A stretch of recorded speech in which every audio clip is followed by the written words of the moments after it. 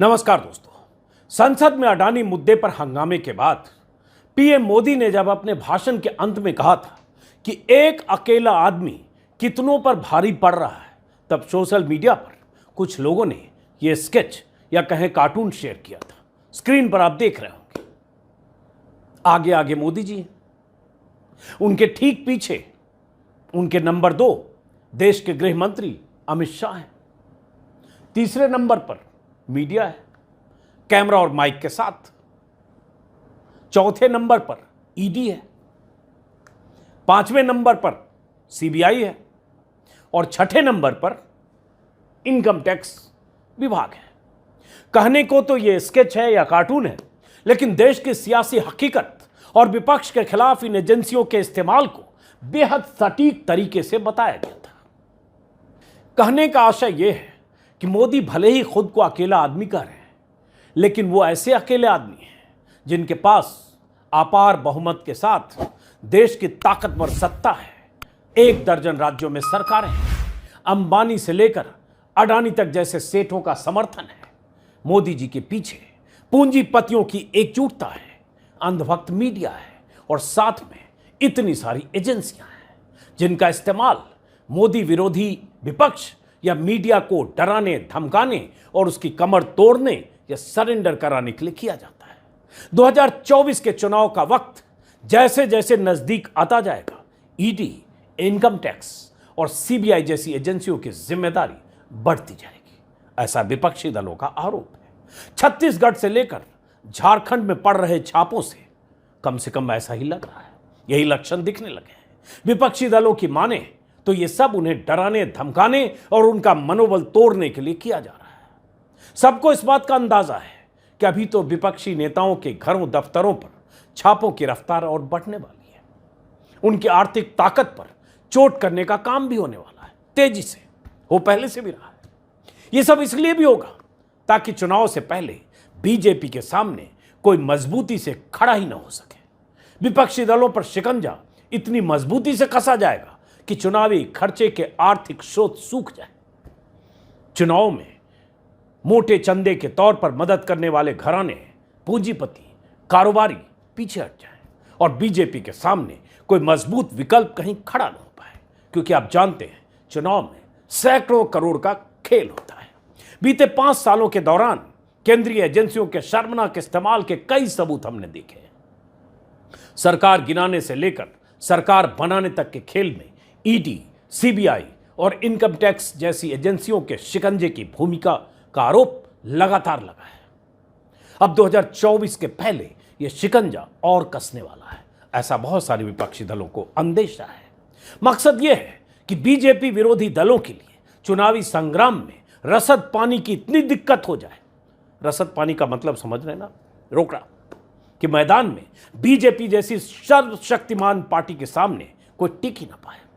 बिहार से लेकर बंगाल तक, महाराष्ट्र से लेकर छत्तीसगढ़ तक, दिल्ली से लेकर झारखंड तक, राजस्थान से लेकर पंजाब तक बीते 1 साल के ही आंकड़े देखेंगे तो समझ में आएगा कि हर तरफ छापों के केंद्र में सिर्फ गैर बीजेपी शासित राज्य ही रहे हैं। हर तरह के छापों के निशाने पर सिर्फ और सिर्फ विपक्ष या गैर बीजेपी नेता ही रहे हैं, या उन्हीं राज्यों में पूंजीपतियों, कारोबारियों और नौकरशाहों पर शिकंजा कसा है जहां गैर बीजेपी सरकारें हैं। कल छत्तीसगढ़ में ईडी के छापे पड़े, कांग्रेस के विधायकों के घरों और दफ्तरों पर, यहां तक के कोषाध्यक्ष के परिसर में भी। झारखंड में आज दनादन छापे पड़ रहे हैं। ऐसा कैसे मुमकिन है कि जितने भी घपले, घोटाले या मनी लॉन्ड्रिंग के मामले हैं, सब के सब सिर्फ विपक्ष शासित राज्यों में ही है? मेरे पास कुछ जरूरी आंकड़े हैं जो आपको हैरान करेंगे, लेकिन उन आंकड़ों पर आने से पहले कुछ सवाल। जितने भी भ्रष्ट नेता हैं, क्या सब विपक्ष में हैं और बीजेपी में सब के सब दूध के धुले हैं? 1 दर्जन राज्यों में बीजेपी की सरकारें, केंद्र में तो है ही। नेता, मंत्री और नौकरशाहों का कार्टेल वहां भी काम कर रहा होगा। सरकारी ठेके से लेकर कई तरह के धंधे में कमाई और उगाही वहां भी हो रही होगी। अडानी की ग्रोथ स्टोरी पर तो कई सप्ताह से चर्चा हो ही रही है। ऐसा तो है नहीं कि जहां जहां बीजेपी की सरकारें हैं वहां जीरो करप्शन होगा। नेता, मंत्री, सांसद, विधायक या नौकरशाह सब गीता पर हाथ रखकर हर रोज ईमानदारी की कसम खाकर घर से निकलते होंगे और ईमानदारी का रिकॉर्ड बनाते हुए रात को घर लौटते होंगे। Zero corruption. आपको लगता है कैसा होगा? आप जिस भी राज्य में रहते हैं, अगर वहां बीजेपी की सरकार है तो क्या वहां जीरो करप्शन है? बिल्कुल द्वापर त्रेता युग जैसा माहौल है? सोचकर देखिएगा, खुद जवाब मिल जाएगा। हालांकि मेरे कहने का आशय यह कतई नहीं है कि जहां भ्रष्टाचार है वहां छापा न पड़े, जहां घुसखोरी है, जहां जबरदस्त करप्शन है वहां जरूर छापे मारे जाएं, भ्रष्ट लोगों को पकड़ा भी जाए, लेकिन सबको पकड़ा जाए। अपनों पर करम, गैरों पर सितम, या अपनों पर रहम, गैरों पर सितम वाला अंदाज न हो, तब मानेंगे कि हां, मोदी राज में सारी एजेंसियां सबको एक तरह से ट्रीट कर रही है। बीते 8 सालों में हुए लोकसभा चुनाव हो या विधानसभा चुनाव, जोर आजमाइश पर गौर करेंगे तो कोई भी कह सकता है कि जितनी ताकत और रिसोर्स बीजेपी ने झोंकी, उसके मुकाबले कोई पार्टी बीजेपी के पास भी नहीं थी, बहुत पीछे थी। चाहे किसी राज्य में चुनाव हुआ हो या फिर लोकसभा चुनाव, झंडे, बैनर, पोस्टर, गाड़ियां, रैलियां और हजारों के लाव लश्कर के लिए तमाम तरह के इंतजाम, भव्य इंतजाम। बंगाल में भी हमने देखा था। बीजेपी के सामने दूसरी पार्टी कमजोर ही नजर आती है। तो ये पैसे कहां से आते हैं? जाहिर है चुनावी खर्चे के लिए चुनावी बॉन्ड भी एक माध्यम है जिससे बीजेपी के खजाने में सबसे ज्यादा पैसा आता है। लेकिन ये हाथी के दांत है, सिर्फ उससे बात बनती नहीं है। तो और पैसे कहां से आते हैं? तो जरा सिलसिलेवार ढंग से समझिए। एक आंकड़े के मुताबिक 2018 से 2022 तक 9,208 करोड़ के इलेक्टोरल बॉन्ड जमा हुए। इनमें से 57% यानी 5,270 करोड़ अकेले बीजेपी को मिले। दूसरे नंबर पर कांग्रेस रही, जिसे 10% कुल का यानी 964 करोड़ मिले। बाकी बचे पैसों में बाकी दल। इसका मतलब यह हुआ कि बीजेपी को यहां भी मोटा माल मिल रहा है और दूसरे तरीके से भी काम हो रहा है।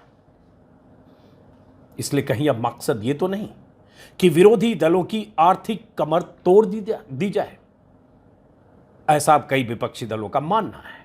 अब जैसे गुजरात का एक आंकड़ा आप देखिए, एडीआर के मुताबिक गुजरात में 5 सालों में मिले जो चंदे, जो बॉन्ड से मिले, उन चंदों का 94% यानी 174 करोड़ में से 163 करोड़ सिर्फ बीजेपी को मिला। बाकी 6% में सभी दल शामिल है। अमर उजाला के हवाले से खबर बता रहा हूं। मतलब बीजेपी के सामने किसी की कोई औकात नहीं है, बॉन्ड की बात करें तो भी, और बीजेपी को पैसे की कोई कमी नहीं है। मतलब बीजेपी के पास अपना पूरा मुकम्मल इंतजाम है। विपक्ष के पास अगर कहीं सत्ता है और इंतजाम की कुछ गुंजाइश है तो उस इंतजाम पर शिकंजा कसना है, ताकि चुनाव के पहले आर्थिक तौर पर इतने कमजोर हो जाए कि बीजेपी के सामने खड़े न हो पाए, लड़ न पाए। इन छापों का कहीं यह मकसद तो नहीं। सैकड़ों उम्मीदवार करोड़ों खर्च करके सारी सीमाएं पार करके चुनाव लड़ते हैं, पानी की तरफ पैसा बहाते हैं। चुनाव आयोग की तरफ से निर्धारित खर्चे की सीमाएं उनके लिए कोई मायने नहीं रखती, ये सबको पता है। तो फिर ये पैसे आते कहां से? चुनावी चंदे के नाम पर वहां भी मोटा माल कलेक्ट तो हो रहा होगा। आप जिस भी इलाके में रहते हैं आपको अंदाजा भी होगा। लेकिन आज तक कहीं सुना है कि किसी बीजेपी शासित राज्य में किसी सांसद, मंत्री या बड़े नेता, बीजेपी के नेता ईडी या इनकम टैक्स के शिकंजे में आए? एक एक लोकसभा क्षेत्र में रैलियों और सभाओं में करोड़ों फूके जाते हैं। जाहिर है 2 नंबर के पैसे का सर्वाधिक इस्तेमाल होता है। इसमें कोई पार्टी पीछे नहीं है। लेकिन बीते सालों की बात करें तो बीजेपी सबसे आगे है। आज ही जेपी नड्डा का कुछ महीने पुराना एक बयान देख रहा था, जो पार्टी के प्रेसिडेंट है, जिसमें उन्होंने कहा था देश में बीजेपी के 512 कार्यालय खोले जाएंगे, 236 खोले जा चुके हैं, बाकी का काम जारी है। जिले जिले में बीजेपी के शानदार दफ्तर बनाए जा रहे हैं। कोई पैसे वाला आदमी भी अपना घर भी बनाता है तो दाएं बाएं का बहुत कैश उसमें खपा देता है। लेकिन यहां तो 500 से ज्यादा पार्टी कार्यालय बन रहे हैं, वो भी शानदार। कई जगह बीजेपी के दफ्तर कई जिलों में, कई राज्यों में मैंने देखे भी हैं। आपको क्या लगता है कि ये जो देश भर में सैकड़ों करोड़ का साम्राज्य तैयार हो रहा है, सब 20% या 30% टैक्स देकर बिल्कुल व्हाइट मनी में काम हो रहा है? बीजेपी के पास जो इतने पैसे आ रहे हैं, क्या सब व्हाइट में आ रहे हैं? ये जो उम्मीदवार करोड़ों उड़ा रहे हैं, क्या सब व्हाइट के पैसे उड़ा रहे हैं? ये हजारों करोड़ के खर्चे सब व्हाइट में हो रहे हैं? अगर आपको ऐसा लगता है तो आप बहुत भोले और मासूम हैं। मैं आपको सिर्फ हाथ जोड़कर आपको नमन कर सकता हूं। साफ शब्दों में कहें तो बीजेपी नेताओं, सांसदों, मंत्रियों और विधायकों के लिए यह अमृत काल है। केंद्र में सत्ता है, 1 दर्जन से ज्यादा राज्यों में सरकारें, सारा सिस्टम अपना है, सारी एजेंसियां अपनी सत्ता के अधीन है, सीबीआई, ईडी, इनकम टैक्स, सब जाहिर है पकड़े जाने के खतरे न के बराबर है। सब कुछ फुल प्रूफ है। अगर कहीं लूज पॉइंट होगा भी तो राजा के प्यादों और वजीरों पर हाथ डालने की हिम्मत किसी एजेंसी में होगी क्या? 2019 की एक कहानी सुनाता हूं जिसका मैं खुद गवाह हूं।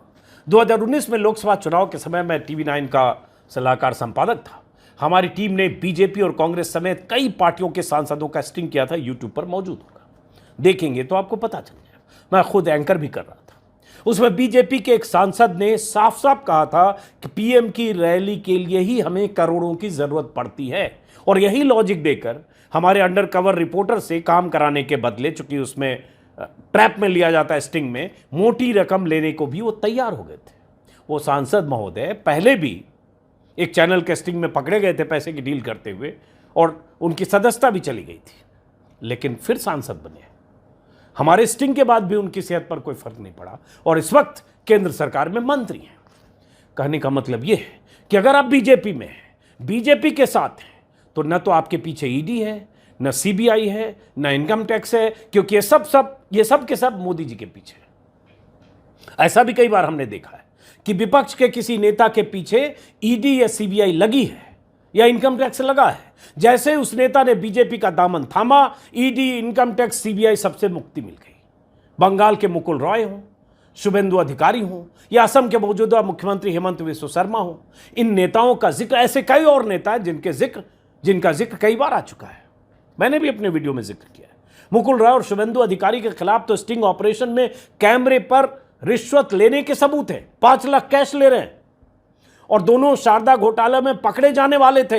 एकदम शिकंजा कसा जा चुका था। नारदा स्टिंग में एक्सपोज हुए, लेकिन बीजेपी का दामन थामा और बच गए।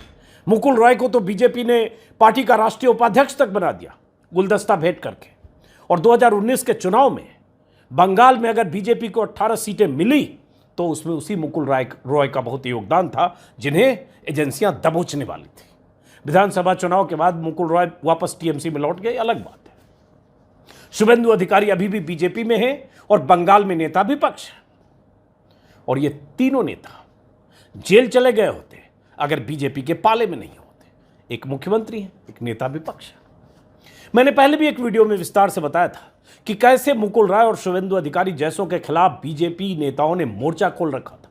खुद अमित शाह के बयान है, उनके स्टिंग का वीडियो ट्वीट करके उनकी गिरफ्तारी की मांग बीजेपी नेता करते थे, और जैसे ही अपने पाले में आए सारे ट्वीट तक डिलीट कर दिए गए, यूट्यूब से वीडियो तक डिलीट कर दिए गए, बीजेपी के यूट्यूब से। और महाराष्ट्र में एक दिन तड़के सूरज उगने से पहले राज्यपाल ने देवेंद्र फडणवीस के साथ उस अजीत पवार को शपथ दिला दी थी, जिनके खिलाफ भ्रष्टाचार के आरोप लगाते हुए पीएम मोदी अपनी रैलियों में खुद ही बहुत कुछ कहा करते थे। ये अलग बात है कि शरद पवार ने अपने भतीजे की चाल को नाकाम कर दिया। महाराष्ट्र में जिस ढंग से उद्धव सरकार को गिराया गया, बागी विधायकों को चार्टर्ड प्लेन से लाद कर मुंबई से सूरत के रास्ते होते हुए गुवाहाटी ले जाया गया, 5 सितारा होटल में हर रोज लाखों के खर्चे पर ठहराया गया, ऐशो आराम की सारी सुविधाएं थी, और आखिर में सरकार को गिराकर कामयाबी हासिल कर ली गई, सत्ता हासिल कर ली गई। ये बात किसी से छिपी नहीं है। गुवाहाटी में तो खुद एकनाथ शिंदे ने अपने विधायकों के साथ एक बैठक में कहा था, हमारे साथ एक सुपर पावर है बीजेपी, इसलिए हमें घबराने की जरूरत नहीं है। सुपर पावर मतलब मोदी जी, शाह जी। तब भी ऐसे आधे दर्जन बागी थे उनके साथ जिनके पीछे इनकम टैक्स और ईडी लगा था। और अब तो चुनाव आयोग ने भी फैसला मनोनुकूल दे ही दिया है, शिवसेना पर कब्जा हो गया।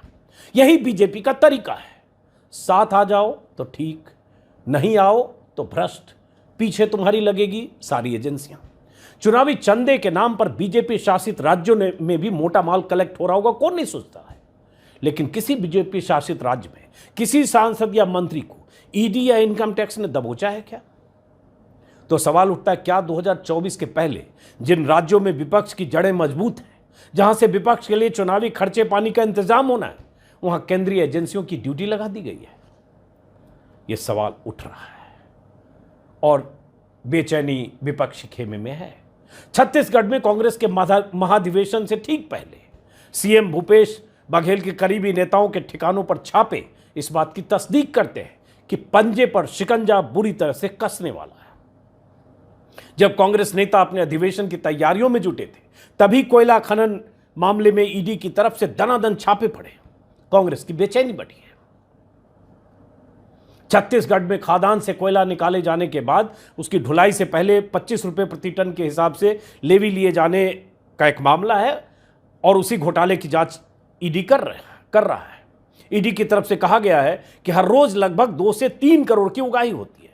कई महीनों से यह जांच हो रही है और इसमें आईएएस अधिकारी से लेकर कई कारोबारी और नेता तक शामिल है, ऐसा ईडी का कहना है। कुछ 100 करोड़ से ज्यादा की प्रॉपर्टी भी अटैच हुई है और सबकी मिली भगत से कार्टेल बनाकर गैर कानूनी ढंग से इस वसूली को अंजाम दिया जा रहा है, ऐसा ईडी का कहना है। तो जरूर कार्रवाई हो, लेकिन जो मैंने शुरू में कहा, क्या सिर्फ विपक्ष को टारगेट किया जा रहा है क्या? अब तक 9 लोगों की गिरफ्तारी हो गई है। पिछले साल दिसंबर में ही ईडी ने सौम्या चौरसिया नाम की एक अधिकारी को गिरफ्तार किया गया, जो मुख्यमंत्री भूपेश बघेल की काफी करीबी मानी जाती हैं। इसके अलावा ईडी ने 3 आईएएस अधिकारियों पर भी शिकंजा कसा है, जिन पर वसूली और मनी लॉन्ड्रिंग के इस खेल में शामिल होने के आरोप। एजेंसी का दावा है कि ईडी का कि इस वसूली से बीते कुछ सालों में 540 करोड़ की उगाही हुई है, जिसका बहुत बड़ा हिस्सा कांग्रेस नेताओं को पहुंचाया गया। ये ईडी की तरफ से खबरें जो आज के अखबारों में भी है। इस जांच के घेरे में अब कौन आते हैं? क्या खुद भूपेश बघेल भी फंसते हैं? यह भी देखना है। वैसे यह भी सच है कि कांग्रेस के लिए भूपेश बघेल अभी सबसे मजबूत ट्रंप कार्ड की तरह है। पार्टी फंड की सबसे बड़ी जिम्मेदारी भूपेश बघेल के कंधे पर है और दूसरे राजस्थान के अशोक गहलोत। हिमाचल में तो अभी अभी सरकार बनी है। इस नाते अगर भूपेश बघेल फंसे तो कांग्रेस की मुसीबत बहुत लंबी बढ़ने वाली है। बंगाल में ममता बनर्जी के करीबी पार्थ चटर्जी की गिरफ्तारी और उनके भाई भतीजे के खिलाफ जांच ने उनको पहले ही बैकफुट पर धकेल दिया है और यही तरीका है कि विपक्ष को बैकफुट पर ले जाओ।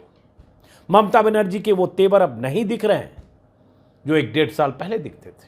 जैसे जून 2021 का उनका एक बयान है, दिखाता हूं आपको।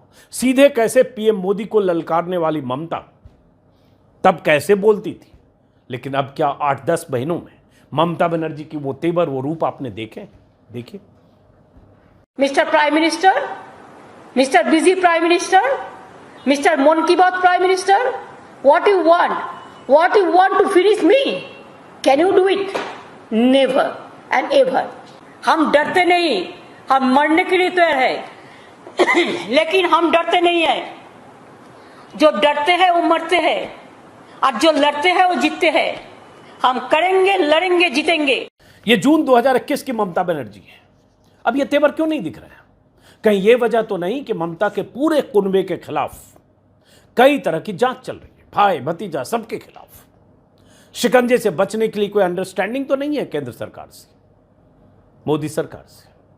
ऐसा बहुत से लोग मानने लगे हैं, क्योंकि ममता बनर्जी का कुछ महीने पहले बयान भी आया था कि ये जो एजेंसियां कर रही है इसके पीछे मोदी जी नहीं है, शाह जी नहीं है, शायद ऐसा ही बयान है, मुझे याद अगर आ रहा है तो अचानक ममता बनर्जी का स्टैंड बदलना या सॉफ्ट होना या नरम होना या आक्रामक तेवर को छोड़ना और उसके बाद ईडी की दनादन कार्रवाई। और आज जैसा कि मैंने कहा, झारखंड में जो छापे पड़ रहे हैं उसमें भी खबरें आ रही है कि झारखंड में कोई चीफ इंजीनियर हैं, इंजीनियर ही हैं शायद, हाँ, इंजीनियर वीरेंद्र राम, उनके ठिकानों पर छापे पड़ रहे हैं। हालांकि ये भी कहा जा रहा है कि उनके रिश्ते अभी जो मुख्यमंत्री हैं उनसे भी और इनके पहले जो मुख्यमंत्री थे उस राज्य में भी उनका चलता था, रघुवर दास। लेकिन छापे तो अभी पड़ रहे हैं क्योंकि अभी झारखंड में जेएमएम की सरकार है। बहरहाल अब उस आंकड़े पर आते हैं जो शुरू में कहा संक्षिप्त में कि इसको कहने की पर्याप्त वजह है। इंडियन एक्सप्रेस की ये रिपोर्ट है सितंबर 2022 की। मैंने पहले भी ये डेटा आपको कई बार बताया है कि 2014 के बाद से, जब से मोदी जी की ताजपोशी हुई है, तब से अभी 2023 में चल रहे हैं, ये सितंबर 2022 तक के आंकड़े हैं कि जितने छापे ईडी ने मारे हैं उनमें 95%, 95% छापे या शिकंजा ईडी का विपक्ष के नेताओं के इर्द गिर्द ही कसा है, जिसमें एक आंकड़ा है कि 121 political leaders under probe ED के, जिसमें 115 विपक्ष के नेता हैं, बीजेपी और उनके जो गठबंधन के लोग हैं उनके 6। और अगर यूपीए में देखेंगे तो उस समय की कहानी अलग थी। 26 के खिलाफ जांच हुई थी 10 साल में, 4 से 14, जिसमें 14 अपोजिशन लीडर्स थे और बाकी कांग्रेस और उनके गठबंधन के लोग।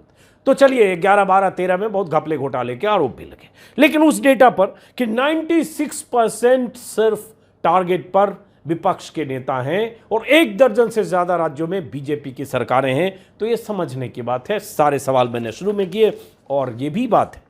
सीबीआई की बात करेंगे, ऐसे सीबीआई में लगभग 60% मामले में इजाफा हुआ है। अगर हम 2004 से 14 के बीच देखें और 14 से बाद में देखें, 124 पॉलिटिकल लीडर्स सीबीआई की जांच के दायरे में हैं, जिसमें से 118 विपक्ष के नेता हैं, बीजेपी और उनसे जुड़े 6 नेता हैं, बाकी पार्टीवार आंकड़ा है। लेकिन ये आंकड़े मैं पहले भी बात कर चुका हूं, इसलिए सीधी सी बात, मोदी जी जब मुख्यमंत्री थे, प्रधानमंत्री नहीं थे, तो केंद्रीय एजेंसियों के बेजा इस्तेमाल पर खुलकर बोला करते थे, साफ साफ आरोप लगाते थे कि सीबीआई जैसी एजेंसियां उनके नेताओं को, बीजेपी नेताओं को परेशान करती हैं, उनका दुरुपयोग होता है। लेकिन वही मोदी जब से प्रधानमंत्री हैं तब से यही आरोप उन तमाम केंद्रीय एजेंसियों पर लगता है, जिसमें से एक सीबीआई को किसी जमाने में सुप्रीम कोर्ट ने तोता कहा था। तो अब बात यह आती है, क्या ये तोते मोदी जी की दोनों हथेलियों पर हैं और सरकार के इशारे पर विपक्ष को टारगेट करते हैं? और जैसा कि मैंने कहा, चुनाव में अब 14 महीने बाकी है, उससे पहले क्या ये एजेंसियां विपक्षी दलों को कमजोर करने, आर्थिक तौर पर कमजोर करने, हौसला तोड़ने, मनोबल तोड़ने के लिए सत्ता की तरफ से डिजाइन किए गए किसी बड़े डिजाइन का हिस्सा तो नहीं है? तो फिलहाल इस वीडियो को इन्हीं सवालों के साथ खत्म करते हैं, फिर मुलाकात होगी। अगर आपने मेरा यूट्यूब चैनल सब्सक्राइब नहीं किया तो सब्सक्राइब करें, ताकि मेरी बात ज़्यादा से ज़्यादा लोगों तक पहुंचे। और हाँ, अगर मुमकिन हो तो ज्वाइन जरूर करें। नमस्कार।